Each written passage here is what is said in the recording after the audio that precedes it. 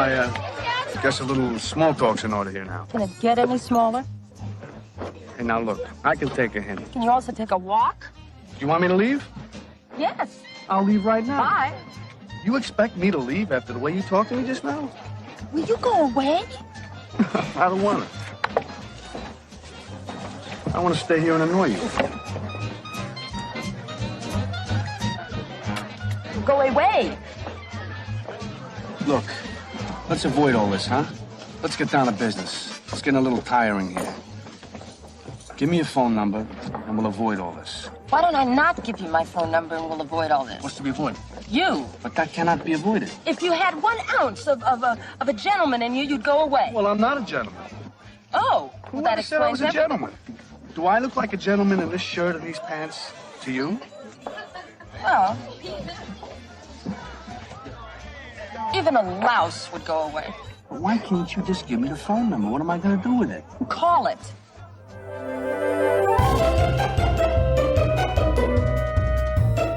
Hello, I'm film historian Tony Maeda.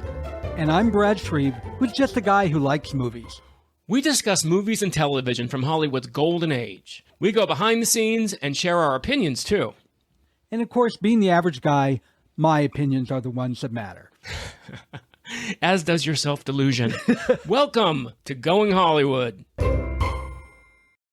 Hey, everyone. Welcome to the podcast. It is Tony, and I am Bradless this week. But it's nothing to be upset about. Brad is just living his chosen Spanish life right now, and he's busy. So he wasn't able to join me this week, but I am not alone because once I found that out, I made a call and I reached out to my own personal, my own personal Mary Jane Croft, my own personal Countess Framboise. And I don't mean to put you in those terms because my guest is, you've heard him before. He's been on the podcast before. He's a wonderful, wonderful film historian and a podcast co-host himself of Front Row Classics. Ladies and gentlemen, yes, joining me again for the first time this season is Mr. Brandon Davis. Welcome, Brandon. Welcome to the show.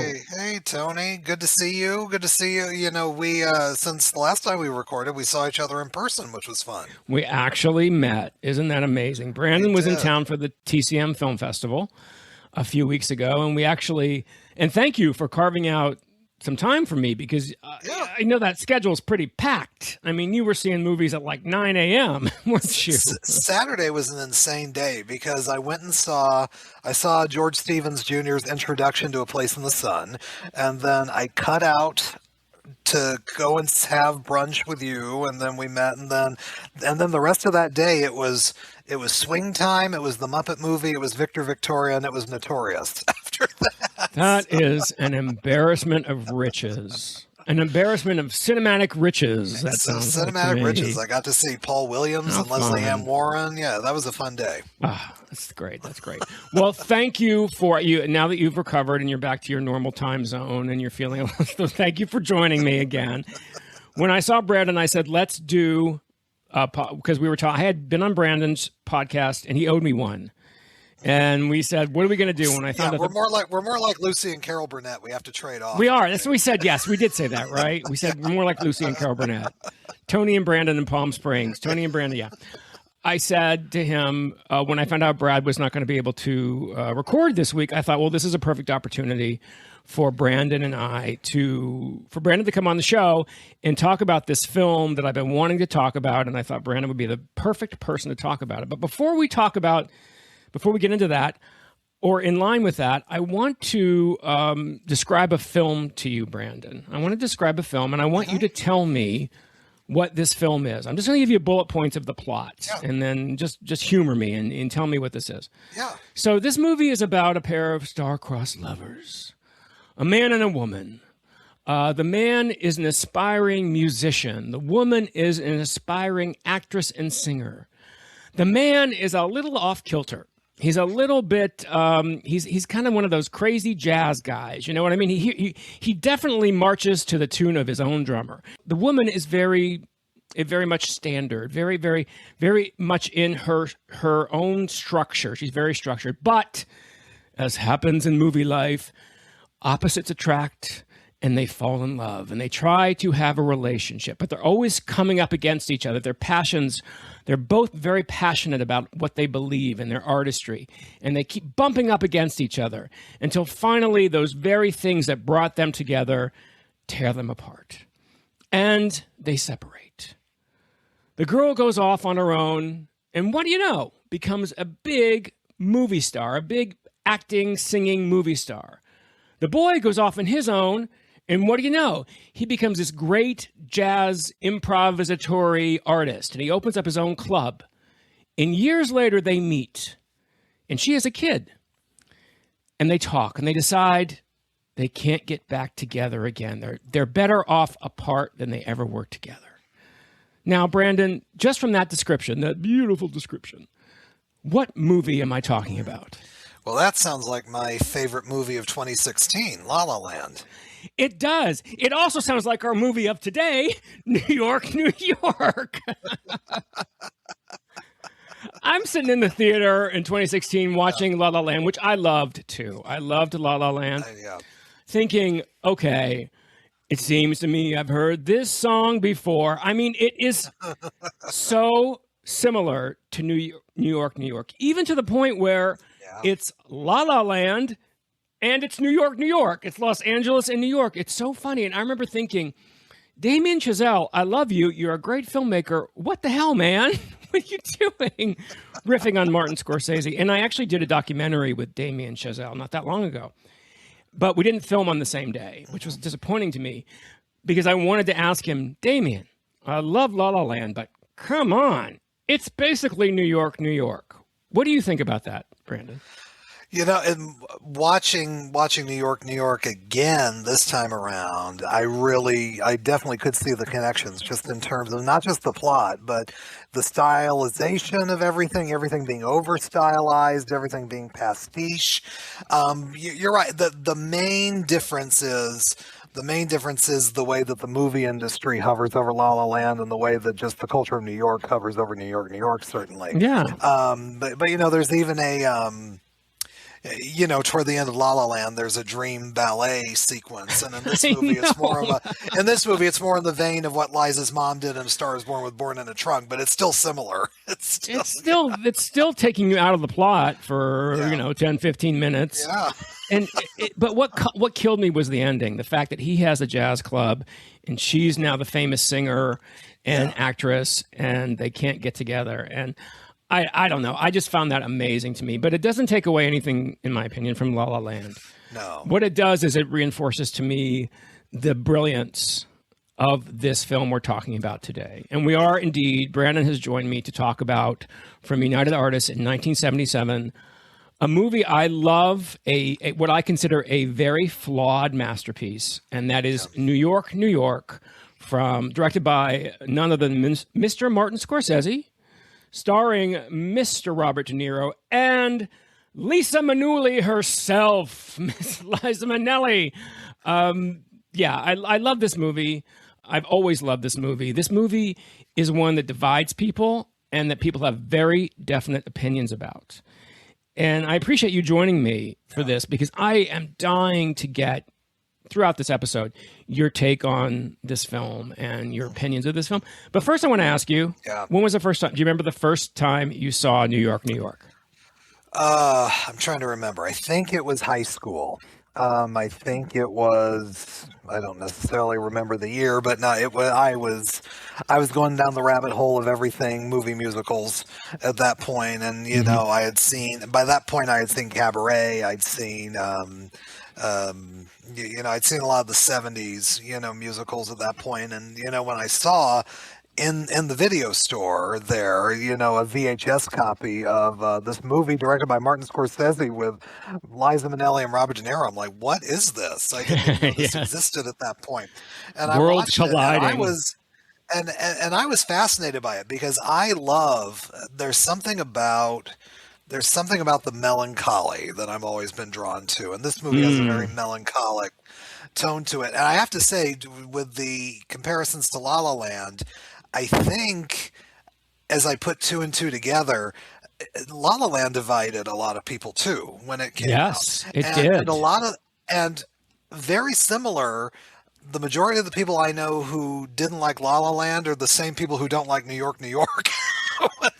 Well, the thing about La La Land is it made how many gazillion dollars at the box office, and it won a slew And it of won Oscars, yeah. Oscars. New York can't claim that, but yeah. New York, one freaking Golden Globe nomination for a song, and that's about it. And it obviously, unfortunately, was not a financial success.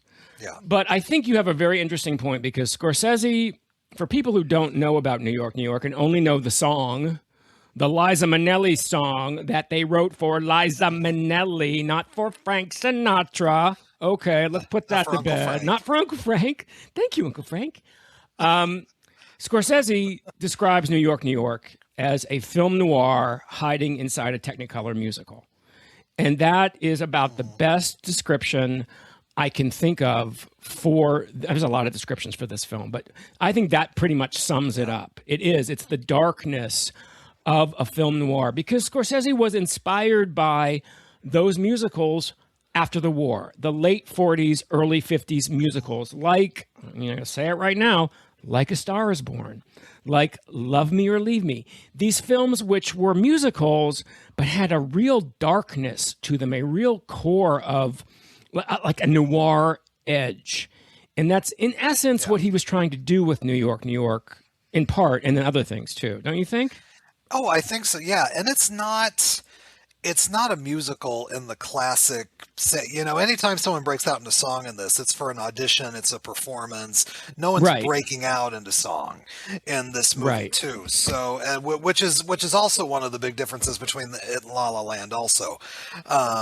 But yeah, it is totally, he's subverting your expectations with this movie completely. If you go into it looking at the cover, looking at, different scenes, and you think you're going to watch this kind of flashback retro golden age musical, you learn very early on that this is not what this movie is. Yeah, well, it's kind of an homage, and it's kind of a revisionist version of a musical. And that was the problem that people had with New York when it was released. Yeah. They went expecting, and I don't know why, but they went expecting this kind of bright, fun, it's Liza Minnelli. But, hello, there's also Robert DeNiro there. I mean, when's the last time you saw Robert DeNiro in a bright, fun movie, especially at this time? I mean, he had just done Taxi Driver. So I've heard so many fun descriptions about this film, which I want to get into. But I think what's also important to point out, and when you said Scorsese subverts your expectations, and that's because he has hyper-realistic behavior set against absolutely artificial backdrops. Yeah. And that's where people get the, what am I watching? What is this? So you have these lavish musical numbers, this beautiful scenery, over-the-top scenery, and these really gritty relationship drama.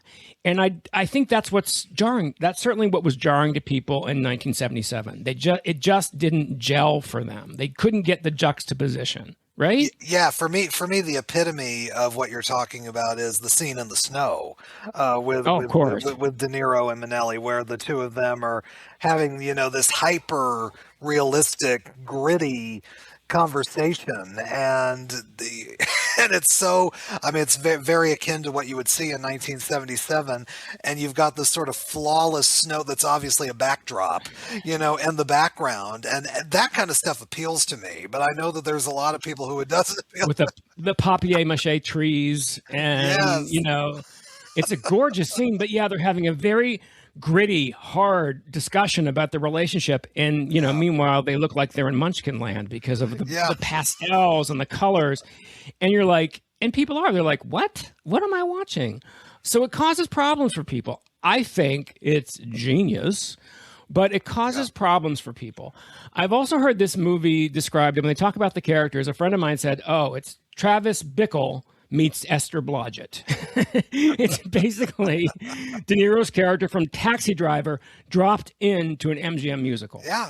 And that's also disturbing to people, too. They don't understand, because at this point, like I said, he had just done Taxi Driver. He was about to do Raging Bull. We know who Robert De Niro is. And the fact that he would be in this confection of a musical is very, very jarring. Yeah. No, and it just lends itself to the unpredictability of the movie. The character is so volatile, and he's this powder keg that you just don't know ever when he's going to explode or what he's going to react to. And when you put that up against this polished perfection that is in the background, this over stylized polished perfection, you know, movies in the 40s, didn't even look like this. It's such a exaggerated version of what they looked like, and it really juxtaposes itself so jarring in such a way that you really have to give yourself over to it. You can't really overthink any of it as you're watching it. You do, and I think you just have to, as with many things, you just have to go for the ride. This journey that you're going to be taken on in this film. It's a long journey, by the way. It's a very long, it's an investment, like all those movies, like A Star is Born, similar, long, but you have to invest in it. Scorsese's original idea when he decided he wanted to do this and make it in this style was to film it in Technicolor, in 3-strip Technicolor, as all those glorious films, MGM, were filmed in glorious Technicolor. However, by 1976, 77, there weren't any more Technicolor cameras that were working that they could actually use. I think the last film to use them was The Godfather Part 2, he said, which was 74. So he said, what am I going to do? Well, he got together a crack team of technicians to work on this. In fact, Liza said, every time I turned around, there was another genius behind me. Because we have cinematography by Laszlo Kovacs, who did Shampoo, who did Easy Rider, who did... What's Up, Doc? One of our favorite movies, What's Up, Doc, Paper Moon. We had a mythic production designer, Boris Levin, who did West Side Story, Giant, The Sound of Music. We also had this script, which was, and we'll get back to this, I'm going to say air quotes script, because the original script was written by Earl McGraw, and Scorsese threw that out, basically, because he wanted to improvise this whole thing. And then he brought in Mardick Martin when they realized, we can't do it this way. We need someone to write some of these scenes. And, of course, we have the man himself. We have Martin Scorsese, who, now is an undisputable giant in film. But in 77, he had Alice Doesn't Live Here Anymore. He had Mean Streets, Taxi Driver. He was just beginning to establish himself. So he wasn't this iconic film director we think of now, but he was still pretty damn respected. So this is quite a team coming together for this. It's interesting when you think about Scorsese at this point, because now, he's thought of as, this grand old patriarch of film at this point, who shakes his hand and fist at, all things Marvel movies and things like that. And, and back then he was the young maverick. So it's interesting to put him in that context back then. And, because people like him and Spielberg, they're so deified now, but when you think of them, what they were back then and these kind of young bucks, it's interesting to really put yourself back in that time period. It is. And going along with, since he couldn't actually film this in 3-strip Technicolor, he got this group of people together, along with Theone V. Aldridge, to do the costumes, along with the fabulous Sidney Gilleroff to do Liza's hair from MGM. So what they did was they basically took what they had with the film stock they had, and they heightened it by painting the sets brighter, painting the actors brighter, making everything just a little more exaggerated so it could mimic the look of those great Technicolor movies of the late 40s and early 50s. And the production design is stunning in this. It's incredible. It's a riot of colors and of all kinds of, some of these costumes. There's one scene where Robert De Niro, where Jimmy is eating with Francine, and the cuffs on his shirt have got to be about 6 feet long. I mean, it's hysterical. It's like a zoot suit wet dream with him. But it's all to make his point, because this is all impressionistic. This is all kind of like a dream. And that's what Scorsese is really driving home. Yeah. Yeah, no, and I texted you last night. I was just like, man, just in the production design alone, there's so many scenes in this movie that you could just freeze frame and hang on your wall. They just make these wonderful Art Deco, almost Edward Hopperish kind of settings and paintings. And Truly stunning. It's truly stunning. And Liza, I mean, you mentioned the costumes and the hair by Sidney Gilleroff, and it's insane. Just you can just glance at any scene in the movie how much this is the movie she most resembles her mother. I mean, absolutely. And it has to do with the hairstyles and the wardrobe and all of that. Well, on purpose. Oh yeah, on purpose completely. too. And, a lot of it's on purpose. And she had her mother's dressing room for this movie. So She did. I was going to say, one of the most fascinating tidbits about this movie is it was filmed at MGM. Where she grew up. Where she basically grew up on the back lot at MGM. And they gave her mother's dressing room from Meet Me in St. Louis. So there was all kinds of levels of meta happening here. But Scorsese did it on purpose. When you think about it, he's paying homage to the films of Vincent Minnelli and also to the films of Judy Garland. Who better to be in this movie than the daughter of Vincent Minnelli and Judy Garland? Yeah, I definitely want to talk about Liza and her performance later because I think it's the best she's ever been. But the synopsis of this film is pretty much like La La Land. I kind of gave it to you. You did. But Liza plays Francine Evans. She's a young, aspiring singer. She's a band singer when they meet. Robert DeNiro is Jimmy Doyle, and he is a musician. He plays the saxophone. And did you know that DeNiro learned not how to play the saxophone, but how to make the fingers correct? Yes. Yeah. So he could do it. And he was dubbed, if that's the right word for music, is dubbed by Georgie Auld, who's in this movie, who plays Frankie Hart, who is the band leader, the leader of the band that Liza sings with. And we also have some great other people in here. We have the amazing Lionel Stander, from all the way back at the very first A Star Is Born, as Tony Harwell, Liza's agent. We have Barry Primus as Paul Wilson. And every time I see her, I laugh. Mary Kay Place. I love Mary Kay Place in this. As Bernice Playmate, you saw me standing alone. Right off of Mary Hartman at that point. Right off of Mary Hartman. We have music by Ralph Burns, which incorporates some incredible songs of the Great American Songbook. And we have original songs by, of course, who else? By Kendron Ebb. Hello, it's Liza. You also have Clarence Clemens from the E Street Band in this. Yes. Yeah. It's incredible. And Robert De Niro's wife. Yeah. Denise Abbott is in this. Who does a great version of Honeysuckle Rose. Yeah. She does, calling out to Lena Horne. So I'll just want to give a little bit of a background of how this all came about, because it really is fascinating. So Scorsese read that producers Irwin Winkler and Robert Chartoff had purchased a script by writer Earl McGraw about the 1940s big band era, right while he was preparing Taxi Driver. And Scorsese said the first music he remembered hearing as a child was big band music, and he was obsessed with it. And he said, I really want to, I need to do this. I need, Scorsese talks. He talks faster than me.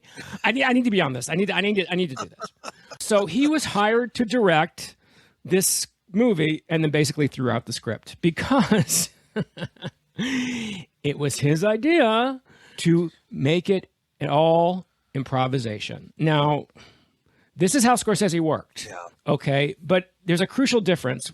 This was Scorsese's first big studio film. We just said Mean Streets, Taxi Driver, Alice Doesn't Live Here Anymore, all shot on location, if you will, realistic settings, okay? You can improvise when you're doing that because nobody's going around building a set. There aren't hundreds of costumes. There aren't huge production numbers that are waiting for you to film something. You can't do that in a studio film. And this is where Scorsese ran into problems. We talked about, a couple episodes back, Brad and I talked about Stage Door. And we said how the director, Gregory LaCava, would eavesdrop on conversations the actresses were having, and then he would incorporate that into a script. And then the actresses would play off the script. Well, ideally, that's the best way improvisation works in acting. And, you're an actor, Brandon. You understand this. Yeah. You improv during the rehearsal. Somebody writes it down and then presents you with a script, and you play the same thing. Well, that didn't happen in New York, New York. There just wasn't time. There were a few scenes, and those scenes which work the best, in my opinion, were constructed that way. They improvised in the rehearsal, went back, wrote it, and shot it. But they were so far behind schedule, and this thing was such a behemoth to make, that so many of these scenes were just shot, improvised. Now, when you have a brilliant actor like De Niro, it's not so difficult. But as you can imagine, this caused a real problem for the production. I mean, isn't that insane? That kind of thinking. Yeah, it is insane, and you're right. And when you watch the film, certain scenes just feel more disjointed than others. And I think it's because, like you said, De Niro is very comfortable improvising dialogue and everything. And Liza certainly rises to the occasion. She does. Although you do feel like every once in a while there's scenes where she is trying to keep up with him in terms of that. But I think it actually lends itself into what you mentioned before. I think this is one of, if not her finest hour on screen, because I think she's trying to be very controlled, and she underplays it so much in so many different scenes, as opposed to being so outlandish, which she is in other films. It's so different from her portrayal of Sally Bowles in Cabaret. And she's I think so not Sally Bowles in this. No, and I think because of the improvisation, and because she's kind of doing it without a net, she's trying to keep herself much more controlled and inward. And I think it lends itself well to the material. Well, yes, and you have to remember, Scorsese and De Niro had a very tight relationship. They were a team of two, basically. So she's coming in. Yeah. First of all, she's a woman, and there were certain misogynistic things at play here. But she's a woman. She's coming into this very tight relationship, and this was not her way of working. She was very standard, scripted. She worked in the theater. She had her apprenticeship in the theater on Broadway. I guarantee you there was not improvisation on Cabaret, and if there was, it was very, very limited. No. But being Liza Minnelli and being like, I'm going to do this, she stepped up, and she went toe-to-toe with De Niro. And actually, when the filming was over, did you know this? De Niro told her, don't ever be afraid to improvise anymore. You are one of the best I've ever worked with. And can you imagine hearing that from Robert De Niro? I mean, it's like, oh, okay. Thanks. I don't need to work anymore. That's an Oscar for me. Because she did step up. Because she was a live performer, so she could kind of get to that. And you're right. You can kind of see the disjointed scenes. You're like, oh, that's some improv. But it also lends that sense of immediacy. It gives it that realistic, gritty feeling that Scorsese wanted in the film. It's just a really crazy way of working. Really crazy way of working. Yeah. But the more disjointed the scenes are, the more it balances itself out from the polish of the look of the movie, too. So it really gives it this quirky energy that really is unlike anything else. Yeah. One of my favorite scenes is the proposal scene. Yes. Outside. So basically, De Niro takes Liza. I should use the characters' names. Jimmy takes Francine to a justice of the peace, and she doesn't know what's going on. She's like, what? What's going on? What's going on? She doesn't know this is happening. And he's like, we're going to get married. And she's like, what? So he goes to knock on the door of the justice of the peace's cabin, and he breaks the glass. Well, that was an accident. And this is what happens when you don't work with a script. Because Scorsese says, cut. Did you hurt yourself? That was great. Let's do it that way. Well, we have to get more glass. We didn't plan on doing this. So they had to stop filming to go get breakaway glass, like 14 panes of breakaway glass, which, can you imagine how long that delayed the filming for that day? And they got it, and they did it over and over and over again. And Laszlo Kovacs said they did it like 14 times. Wow. And De Niro's breaking glasses and breaking glass and breaking glass. And finally, he says to Martin, after the 14th take, he says to Scorsese, do you think we got it? Can we move on? And he said, no. He said, that last take, I thought I saw the beginning of a tear in Liza's eye. We need to go further.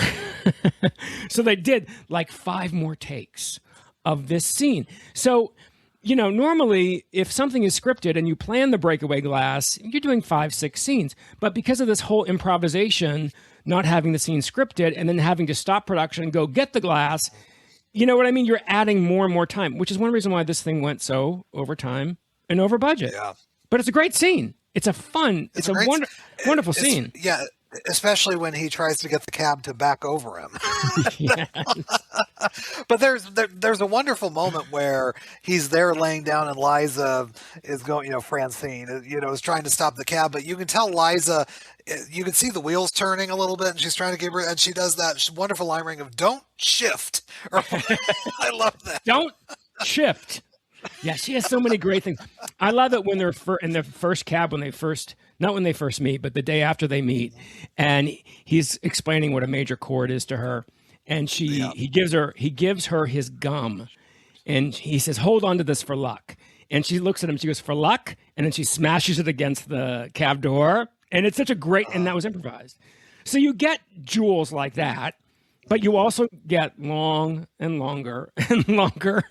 The schedule just goes out the window. It goes out the window. But I think the improvisational aspect, it lends certainly to the unpredictability and volatility of the Jimmy character. Yes. And just, to where, you never quite know how he's going to react or what he's going to do. That's what I wanted to ask you. So what do you think of, let's talk about these characters. What do you think of Jimmy Doyle? Of the character of Jimmy Doyle. Do you think he's a creep? Do you think he's a hero? Do you think he's charming? What's your take on him? He's a charming asshole. Definitely. He's got this bravado and he's got this charisma about him that would just draw you to him. But anybody being with this guy for too long is just going to turn toxic, and he just can't help himself. I think back to the scene where they're having the orchestra rehearsal where she's taking a chance on love, and she's trying to maneuver some things around herself, but he won't even let her start the music. He has to do it himself. And I'm like, no, this guy, he has to kick off the band. And I'm like, this guy is just, you can't, this is not someone who can be reasoned with ever. He's a poster boy for toxic masculinity, basically. But when you think about some of those musicals that Scorsese is paying homage to, there's a lot of aggression in Gene Kelly. There's a lot of aggression in Frank Sinatra. That is not totally missing from these movies. So you kind of see where the seeds of Jimmy Doyle are planted in this. And yes, he's really... I go back and forth with him. I think he's incredibly charming and, yes, definitely charismatic. And at this point, particularly, DeNiro was so handsome.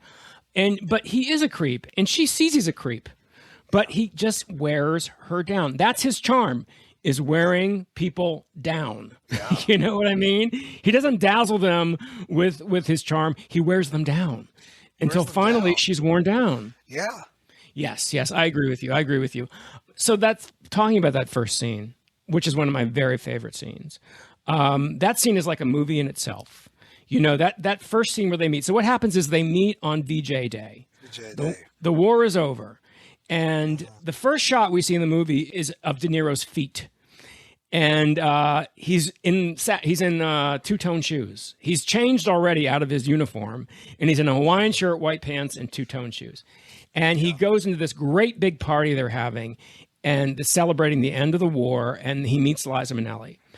And I love this so much. I talked a bit about this on the podcast when we talked about Trip to Bountiful. And what I love about this first scene is he's trying to pick Liza up, and he is giving her every single line he can think of. And every time, the first words we hear out of Liza Minnelli are no. No. She says no 14 times to him. That's all she says is no, no, no, no. And it's a different no. Each a different way. Each a different way. I love that. They're all very specific no's. But you realize, this is what I love about Liza, is everyone is so specific. Everyone is so in the moment. Every single no. And it's funny. It's a very, very cute meet cute, I think. Yeah. Yeah. And and once again, I bring this up again, also probably one of the times she's very reminiscent of her mother. I think I can see her mother saying no several of those different ways. In that same way. Her reactions. And first of all, that set. is amazing. And of course we can return to that set later on in the movie. And it's just, it just is exactly what you think VJ Day would be, just in your mind's eye. It's probably not exactly what it was in real life, but it's the movie version of what you think it would be. And they have this incredible frenetic chemistry together right away. And it already sets the tone of what exactly this relationship is going to be. It plants the seeds immediately. It tells you everything you need to know about these characters and what their futures are going to be. He is always on the make, and she is going to be deflecting him at every turn. And it's also, they're always going head to head. Yeah. It's a constant power struggle between these two people. And, you know, as what happens sometimes when you meet somebody and it's very passionate and you're always going head to head, that can lead to a huge blowout, but can also sometimes leads to romance. And it does both ways in this movie. And that's exactly what happens. Oh, yeah. At the same time sometimes. Yeah. They end up their passions take them over, and they end up together through a series of machinations, which I'm not going to go into, but it's a lot of fun. He pretends he has a wooden leg. He has an alias. It's so much fun. He ends up following her down to North Carolina where she's singing with the band. He gets a job with the band, and they're performing together. And that's when they really fall in love. Yeah. And they start writing a song together. Can you guess which one? Yeah, we'll get to that. So anyway, I think what I love is that not only do you have the theme of this movie, or the overall, not the theme, but the motif of this movie of being this juxtaposition of basic reality against this artifice. And the characters also reflect that, because Jimmy is off the wall, improvisational, just totally out there, spur of the moment, instinctual musician. And Francine is very controlled, very contained, very by the book. She is the band singer. She's not Liza Minnelli. She is a band singer. And I love this about Liza's performance. You know, she basically learned a new style of singing, Liza Minnelli did, to play this part. Because a band's... Go ahead. No, I was saying there's moments where she opens her mouth and you're like, is she being dubbed? That doesn't sound like Liza. No, that's it. She barely opens her mouth. Because she's not doing Liza Minnelli. She's playing a part. She's playing Francine Evans. And Francine Evans is a band singer, like Doris Day, like Peggy Lee. They weren't performers. They were just another instrument in the orchestra. Yeah. And I love the fact that she does that. It's a completely unexpected Liza Minnelli. She's very controlled, very small. You know, what is it Frank Sinatra famously said about Liza when she was starting out? He said to Mia Farrow, not every song is the national anthem. Right. You know, because you get Liza. It's boffo, pop. Not in this movie. At first. Not in this movie. And I love that. I love the fact that she's so controlled and so contained, and that's the actress. Yeah. That's the actress in the character choice, and and she's really good. Yeah. Right? She's not, you know, up to that point, Liza, I feel like, through whether it was Cabaret or Sterile Cuckoo or any of the other movies, there was a kookiness. There was no kookiness at all about Francine Evans. There's none. And you're right. Once you get to the end of the movie and Francine becomes a star, then she becomes Liza. But up through the big band period of the movie, you're right. She is Rosemary Clooney. She's Peggy Lee. You know, she is that kind of controlled singer. Scorsese said that the character of Francine is basically the journey of Doris Day into Liza Minnelli. You know, basically she starts out as a very contained, very controlled singer, and then she slowly starts to find her voice. And as she finds her voice, she literally finds her voice. Yeah. She finds her voice as a performer when she finds her real voice, which is Liza Minnelli's voice. It's amazing. And it happens for the first time when she sings The Man I Love, which is one of my favorite musical sequences. Oh, so good. The Man I Love. Do you like that? Do you like that sequence? Oh, it's a great sequence. Absolutely. Yeah. Yeah. It's when she, for the very, very first time. So Frankie Hart has left the band. He's given it to Jimmy to take over. So Jimmy is basically fronting the band now, and it still says Jimmy Doyle's orchestra with Francine Evans. And there's a sequence where Liza sings The Man. I almost said The Man That Got Away. There's a sequence where Liza sings The Man I Love. And at the very end, she opens up. Her voice opens up, and you get a hint, a little glimpse of Liza Minnelli, a little glimpse of Sally Bowles, that vibrato. And wouldn't you know that at that moment, Francine's star starts to ascend. She starts to get more and more attention until it becomes Francine Evans and Jimmy Doyle's orchestra. And that causes problems, folks. Yes, it does. Yes, it does. And you see it coming because you know that we know from the very beginning, this is someone who can't handle, the character of Jimmy can't handle being second to anybody. Right. But as she begins to find her voice, she can give as well as she takes.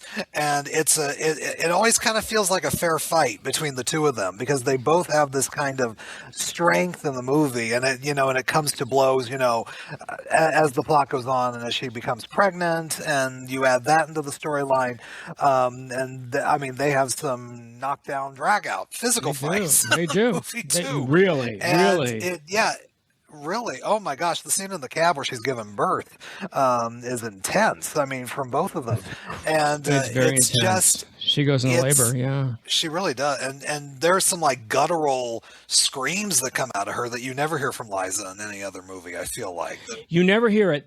And you're absolutely right. So Liza even said that this was the reason. One of the reasons Liza wanted to do this, other than work with DeNiro and Scorsese, was because for the first time she was playing the character who was the normal one. That's true. She was not the crazy one. She wasn't Sally Bowles. She wasn't Pookie Adams. She was the sane one. But let me ask you a question. Do you think Francine is a villain?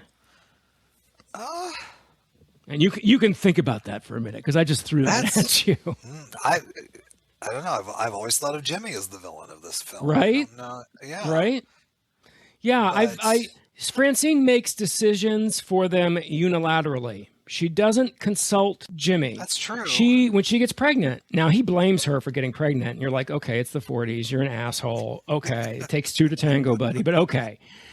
She decides she's going to leave the band. That's her decision. She will not go on with the band. She makes unilateral decisions for the both of them. When the baby is born, she names the baby Jimmy. She doesn't even ask him to name it. He goes, you just can't make. So there is an argument that, and this might be a little too misogynistic, so I don't give this a lot of argument, but I have heard this, and that's the only reason I'm bringing it up. I don't know that I necessarily agree with it, that Francine is actually a villain in this because she is controlling Jimmy. Huh. And I think that when you put it like that, it seems kind of like bullshit. But when you look at some of the decisions, some of the things that happen, some of their real conflicts are because she's acting without consulting him as a partner, not even as man and woman, but as a partner in life. And I think that's an interesting take on that. She could be, you could define her as being careless and uncompromising in terms of her actions. I don't think there's some grand evil scheme in her mind. No. So I don't, I just think that makes them both incredibly flawed characters. and incredibly real characters. Yeah. She's only a villain if you're going to vilify her for having her own ambition. Right. And she should, that's the thing. We're looking at this in the scope of a 40s movie when the man was dominant. No, she's a woman. She's got dreams. She's got desires. Does that make her a villain because she wants a career, because she has passions, because she has things she wants to do, like a family and a career? No, it doesn't. But I think that take on her is interesting because this film, when you look at this film, you look at Jimmy as the bad guy. You look at Jimmy as the one who's causing all the problems. However, you have to look at her too as being culpable too. Nobody's to blame. We're not saying anybody's right or wrong here. They're just passionate people who have dreams, who want to see them come true. Yeah. I think that's it. Yeah, and they both are unwilling to. I mean, they're both unwilling to bend to any kind of compromise, too. And I think that's there lies the rub between the two of them. It's like they have to go forth on their own paths the way that they see it, and they can't really imagine doing it any other way or bending even to somebody else, even just a little bit. No, and if anybody bends, she does, but not that much. Does. Not that much. No. You know what I mean? He's just when push finally comes to shove, no. She holds the line, you know, and so when she gets pregnant, she decides to leave the band and go back to New York, which causes basically the downfall of the band. So there's some animosity there on Jimmy's part. He eventually leaves the band because the replacement, the wonderful Mary Kay plays, Blue Moon, you saw me standing alone, who plays Bernice. She's not Francine. The band, plus the times are changing. You see that less and less people are in the ballrooms. So he comes back to New York and he's just trying to find his way. Well, she is making a lot of money doing commercial jingles and doing demos. Meanwhile, she's going to have a baby. And an agent from Decca Records is very interested in signing her because he sees the potential of her. And Jimmy doesn't want her to do this. There's some jealousy there because suddenly this is where it's like A Star is Born. You know what? Yeah. Her career is ascending. It's not going down. It's just not going anywhere. And he has a real masculine ego problem with that. And so as Brandon said, it comes to a head in a cab. So many of their fights happen in cars. They happen in cars, cabs, buses. Because you ask yourself, okay, who's driving this car? Who's the driving force of this relationship? Is it her or is it him? And the scene where Brandon was talking about, where they have the real physical fight, when she decides she wants to sign with this record label after the baby's born, and they have a physical altercation and she goes into labor, you know, it's a very disturbing scene. First of all, she's drunk because it's like 1947. So pregnant women can drink. Yeah.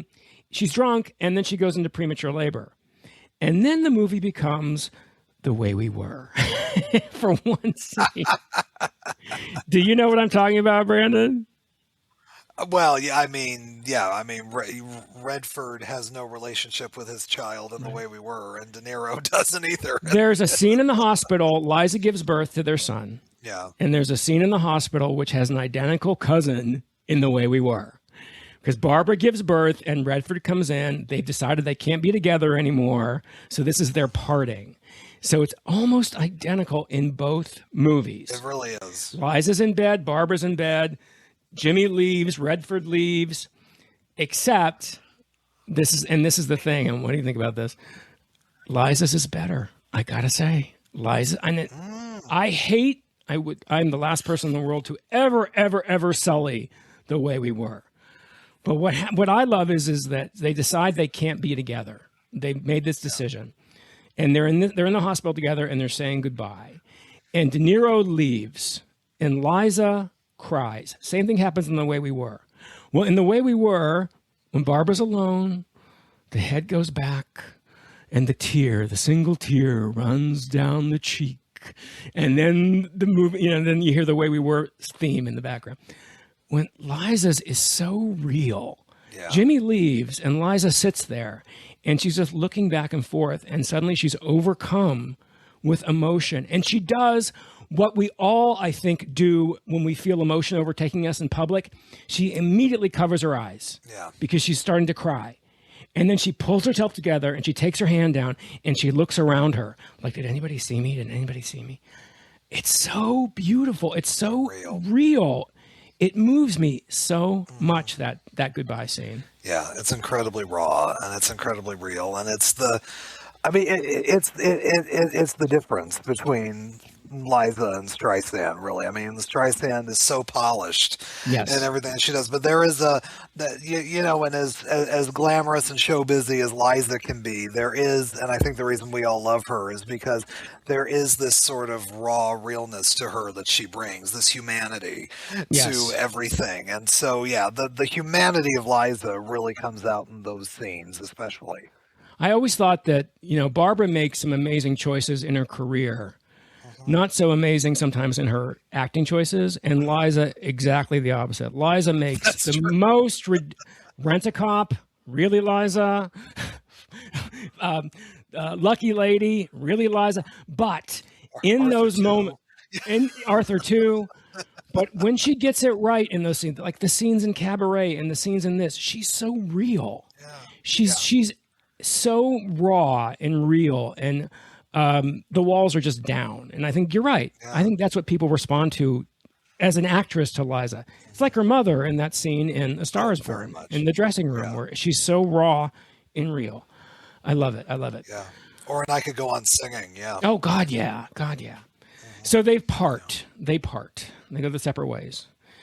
And we come upon, to me, the most amazing scene in the film. Do you know what I'm talking about? Let's see, where are we at that point? They've left. Let me give you the roadmap of New York, New York. She's in a recording studio. Oh, the world goes round? But the world goes round. Yeah. Yes, yes. Because she's in a recording studio. It's a couple years later. She's in this. She's listening to this recording she made, and she's just not happy with it. She's like, I can't. It's the old Francine. It's very tight. It's very strident. And she sees her son. She goes over. Her son's probably like 4 or 5 years old. She walks up to the recording, and she starts again. And she starts to sing, but the world goes round. And suddenly the words start to affect her. She starts to live the song. She suddenly is inside the world of the song. And as that's happening, the recording studio fades away, and this spotlight comes on her. Because she's now, as I said, she's left the recording studio. In her mind, she's now living the internal life of the song, of the lyrics. And she sings it like she has never sung it before or since. She is living that song every single moment, every single motivation in that song. And by the way, P.S., she sung it live, and she did it in one take. Is that not amazing? It's amazing. And Liza has gone on record as saying this is the favorite song of her career.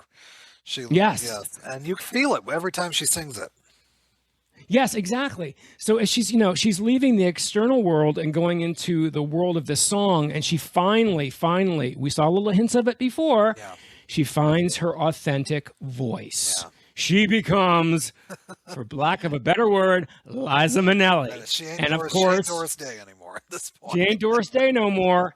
And because she's now found her voice, she becomes a huge star. And that's, to me, that's what film can do. Okay. We just watched this whole emotional journey and this character's journey to realizing her dreams in one song done by a brilliant, brilliant performer. Yeah. It moves me every time. Yeah, it's incredible. Yeah, you're right. Only film, because as wonderful as you can do that on a stage, because of film, because of close-ups, because of the way angles happen, the way lighting can be, you can feel an entire journey in just a 3-minute song that you can't necessarily do anywhere else. And yeah, you totally feel like something has totally changed for this character by the end of it. Yeah, something clicked with her. And she suddenly, and we see her entire internal monologue in the performance of this song. And we see that through the performance, but we see it through what Scorsese does by making the external world disappear. And it's a very theatrical thing, by the way. Very much. Just having the spotlight on her, and we get closer and closer and closer until she's lost in the song. And then I love at the end when she finishes the song and she comes back up like, what the fuck was that? What did I just do? And it's something possessed her. Yes, she was overtaken, and she becomes a star.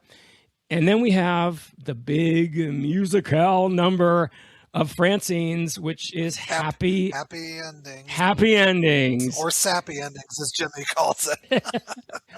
So aside from the point of happy endings, what do you think of the sequence Happy Endings, just as a musical sequence? I mean, it is amazing when you know that it was filmed on these MGM sound stages. I'm like, I can just see, little nuggets of like Sun in a New Sky that Sid Charisse does in the Bandwagon. Yes. I can see, moments from the American in Paris Ballet. You can see little bits. And how wonderful is it to have a cameo by her current father-in-law at that point, Jack Haley Sr.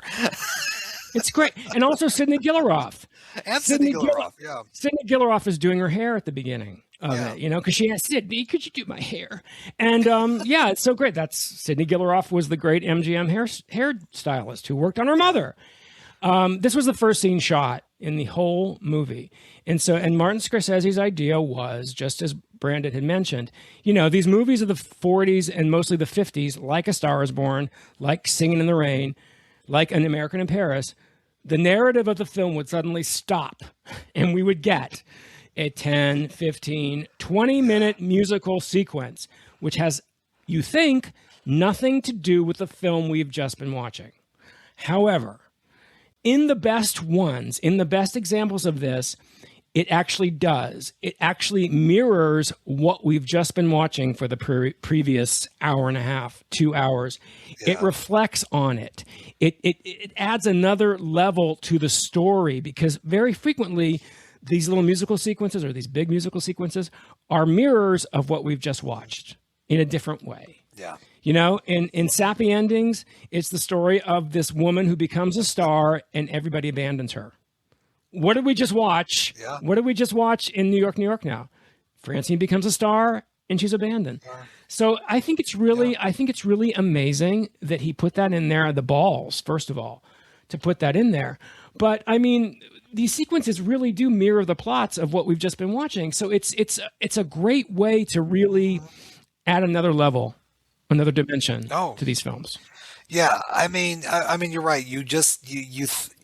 They use the pastiche of those kind of musical interludes of those late 40s, early 50s musicals, and you're right. It just adds this extra layer to the movie, both internally into the narrative and just meta, because this is Liza Minnelli, you know, on these sound stages that she grew up on, made up very much like her mother. You know, and there's so many layers to this number. And then when you look at the way that it defines what Francine's been going through, it's so incredible. And to think that, you know, it was cut from the movie at certain point, it was. It doesn't make sense. Well, Scorsese cut it. He did. Yeah, I know. He said because the movie was coming in at 4 hours, and he said the studio didn't tell him to do it. He said he had friends and advisors who said you might want to think about cutting happy endings. And since it was the first scene that he shot, he kind of lost perspective. He said of it because it was the very first thing I shot, and I had a totally different movie in my mind. He thought maybe I have to think about what serves this film better. So it was cut. It was cut in its initial release. But then, when the film was re-released in 1981, he put it back in. And he said the movie works better with it in. He said it's the happy endings brings a balance to New York, New York, that it's missing when the entire musical number isn't in it. Isn't that fascinating? Yeah. It really is. So, you know, it's like people always bitch about Born in the Trunk adding 20 minutes to A Star is Born. But have you ever seen any of the cut? Well, they never cut Born in the Trunk, so that's not fair. No. But I mean, I've seen New York. I know. Yeah. Well, I know. Like, you know, Friends. Whenever I show Friends Singing in the Rain, they hate the Broadway ballet. They can't stay. You know, and it's always, you know, or the Girl Hunt ballet and the Bandwagon, which I think is hysterical. It's wonderful. But it's always. Yeah, those sections of the movies always have their detractors. And they do, and I saw the very first time I saw New York, New York. I saw it without happy endings. I think the very first videotape had it without happy endings, and it just starts with girls, girls, girls. All the other stuff, Aces High, you know, all that stuff that Peggy Smith goes through isn't in it. And it does seem unbalanced. It's like, okay, so she's doing a movie. But when you get the whole idea of this is not only Peggy Smith's story, this is Francine Evans' story, it really, I think it's wonderful. I think it drives it home. I think so too. So we come to the climax of the movie. After this, Francine's a star. Jimmy also finds success as a improvisational jazz musician. He opens his own club, Hello La La Land. Becomes a huge star, has a hit recording with their song, the New York, New York theme, the theme from New York, New York. And Francine is now playing a big concert, guess where? In the very room where they met all the way back on DJ Day. So Jimmy goes to see her. And what does she sing, Brandon? The one positive thing to come out of their relationship, their collaboration, New York, New York. And their son, too. Their son came. And their son, too. Yes. Yeah. This is the moment Liza sings New York, New York. And I definitely want to get your take on this. But did you know that that was the second version of New York, New York that was written? I had read, yes, I had heard that before. Absolutely. because DeNiro didn't like the first one. DeNiro didn't like it. DeNiro thought fascinating. DeNiro thought it was weak. Can you imagine? Fred Ebb and John Kander, Cabaret, Chicago. I mean, Fred Ebb and Zorba's Greek. They're going to trust Travis Bickle to tell them what's right, what's wrong. And Travis Bickle goes, "That song's weak." So Fred Ebb said they were pissed. So they wrote kind of out of spite and very quickly wrote a second version. And guess which one that was? That was da da da da da. Isn't that incredible? You know what? Though it's reminiscent of Tom Drake being the one to convince Hugh Martin and Ralph Blaine to change "Have Yourself a Merry Little Christmas." Right? I know, exactly. Yeah. It's like, well, okay, I guess listen to Robert De Niro. He obviously knows what he's talking about. I guess so. Yeah, but man, I mean, it's one of the most stunning musical numbers ever filmed. I think. I just from beginning to end. I mean, performed, shot, everything. Yes. There's a scene. Okay, she's dressed. She's got a big black bouffant on. She's got a long red shirt. She's got black sheath pants on. And the very first scene before she starts singing is shot. It's shot from behind her towards the audience, and she turns around and her head is down. And I swear to you, it's her mother. I mean, she looks so much like her mother in that one shot. It's scary how much she looks like Judy. You think for a moment Judy came in, and then she left again. Yeah. Because it was MGM after all. Right. Yeah, she looks so much like her mother. It's scary. And she sings New York, New York, but it's not Jimmy Doyle's version of New York, New York. It's not this jazzy improv. It is showbiz with a capital S. It's Liza singing New York, New York with the hand rolls and the dice throws and everything she does when she sings. She sings New York, New York in real life. Same thing. It is balls to the wall, New York, New York. And of course it blows everybody away. It's huge. It's a huge success. Yes. It's incredible. So we come to the final scene. And this is really where I want your take, Brandon, because I have a controversial opinion about this. Okay. So she sings New York, New York. They're all in her dressing room at the end. Jimmy comes in. Congratulations, blah, blah. There's too many people that can't talk. He leaves. He then calls her on the phone and asks her if she wants to have Chinese food. And she says, sure. Yeah. So everybody's gone. He says, I'll be waiting at the stage door. He's standing out there outside the stage door waiting for her. We see Liza. She's in her coat. She's getting ready to leave. She walks up. She turns a corner and she sees the stage door. And she stops. And she turns around and walks the other way and gets in an elevator and leaves. And Jimmy's outside, realizing she's not going to come. He turns and walks away, and the last shot we see are of his shoes. It's perfect symmetry. Perfect symmetry. And that's the end. They don't get together. Do you think, now here's my idea, here's what I've heard, and here's what I think happened. Okay. Liza says, and I think most people, the common take on this is that as she's walking to the stage door, she has a flashback of all the horrors of their relationship. And she realizes, I can't do this anymore. I've got to move on. And she turns and walks away. Yeah. So it's her decision. Yeah. Then he leaves. This is what I think. And I like this better. Okay. I think it's miscommunication. I think it's absolute miscommunication. He said to her, I'll meet you at the stage door. He is waiting outside the stage door. She is inside the stage door. She walks up and sees stage door, and he's not there. He's outside, and she doesn't come out. So once again, this miscommunication they've been having for the last 2.5 hours prevents them from getting together. So she turns and walks away, and he turns and walks away. That's the way I think it is. What do you think of that take? I think that's an amazing theory. I just think that her eyes during that sequence say so much more than it being just kind of a, oh, I thought he was going to be there kind of thing. I think you can just see the thought process in those puppy dog eyes of Liza as she's looking toward the stage door of, what is this going to mean if I walk out here, and where is this going to go from here? I have a son now. I don't need to put him through all of this. Like, I feel like she takes us on the journey in like that 15 seconds. Maybe not. No, I mean, that's the standard story. I mean, that's the story that everybody's sticking to. I love the fact that we've just watched two people for 2.5 hours, as I said, at constant odds with each other, misinterpreting, miscommunicating throughout this entire movie. And the final moment, they have an opportunity of getting back together again.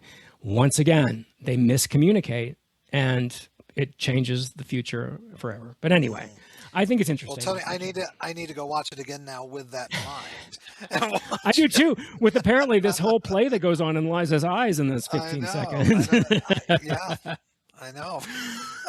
Well, anyway, that's that's the end of the movie. A beautiful, beautiful score at the end. A beautiful instrumental. Oh my gosh, that arrangement of New York, New York at the very end. It's a hopeful, melancholy tone, and it's you never hear another version like it, and it's so beautiful. You don't.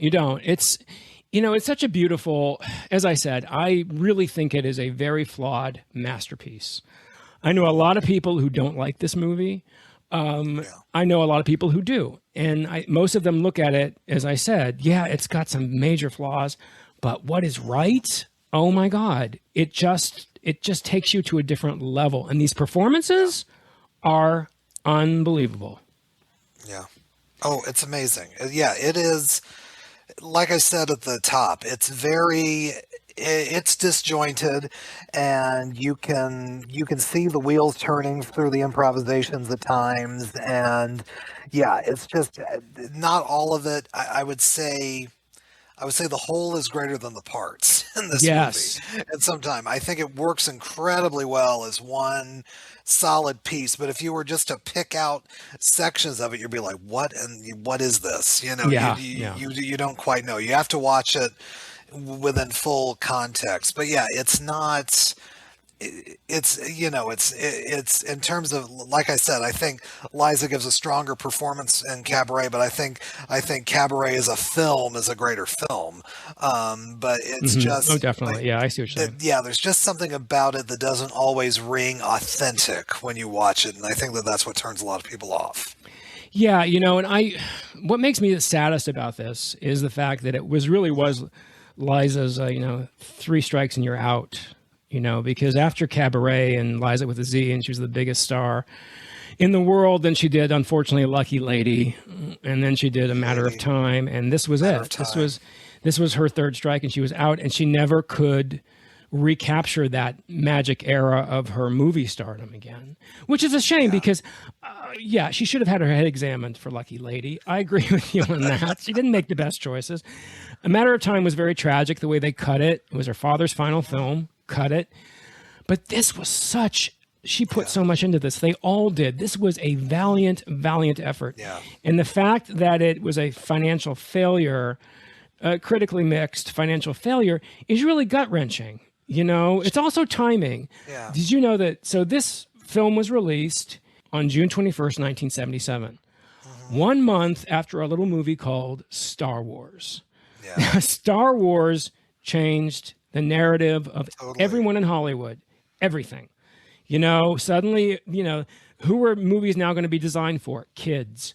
What are we going to talk about? Marketing and merchandising and, action films and sci-fi.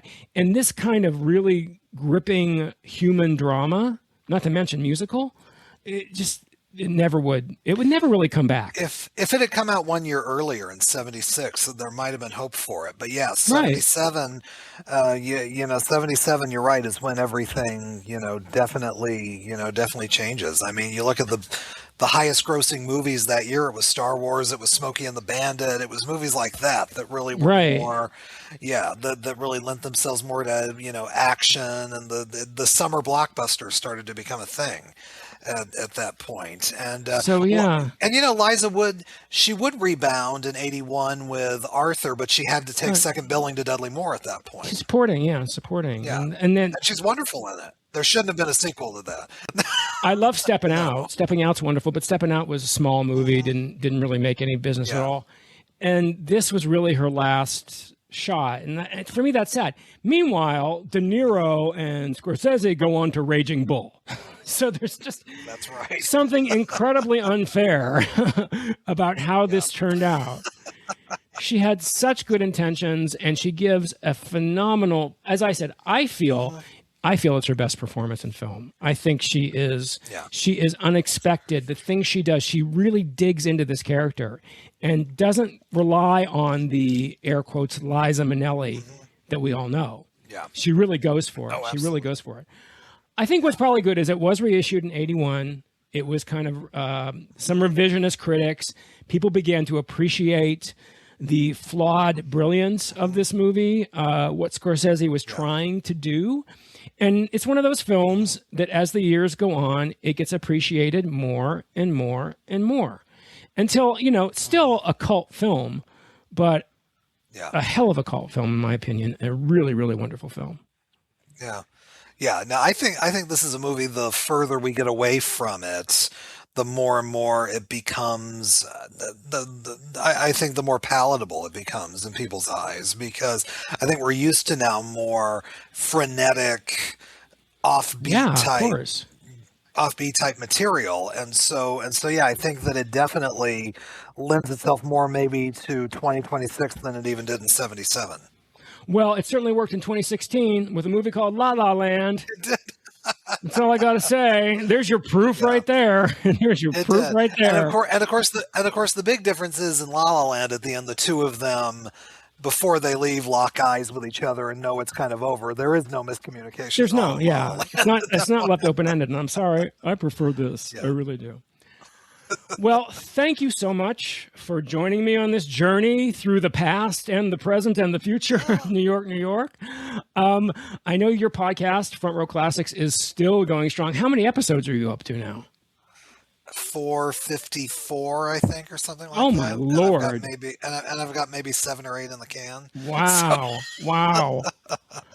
I'll probably take a little bit of a break this summer, because I'll be toward the end of June, beginning of July, I'll be heavily involved in a show. I'm in 1776 currently in rehearsal. Right, you told me that. Yeah. So, but I've got enough banks where I can release a fully regular schedule even when I'm doing the show. That's amazing. Okay. That's amazing. Well, thank you so much. I so appreciate you joining me today. And ladies and gentlemen, help me thank our fabulous guest, Brandon Davis. Everybody applaud for joining us today. Brad will be back next week. Oh, I forgot to do the whole housekeeping stuff he always does about rate, subscribe. I just always forget to do it because that's what he does. But anyway, thank you everyone for your reviews, for subscribing, for following us. It means so much to us here. And I think that's it. That's New York, New York. Thank you, Brandon. Thank you, everybody, and do me a favor. If you have about a day and a half, go watch this movie. I really think if you've never seen it and you only know Liza as Cabaret Sally Bowles or as Liza, just go watch it, because I guarantee you're going to be blown away by this performance and by this film. I think so, too. It's unlike anything that has ever been done. So. Well, I guess that leaves us with one thing left to say, but since Brad's not here, I'll have to say it myself. Goodbye, everybody.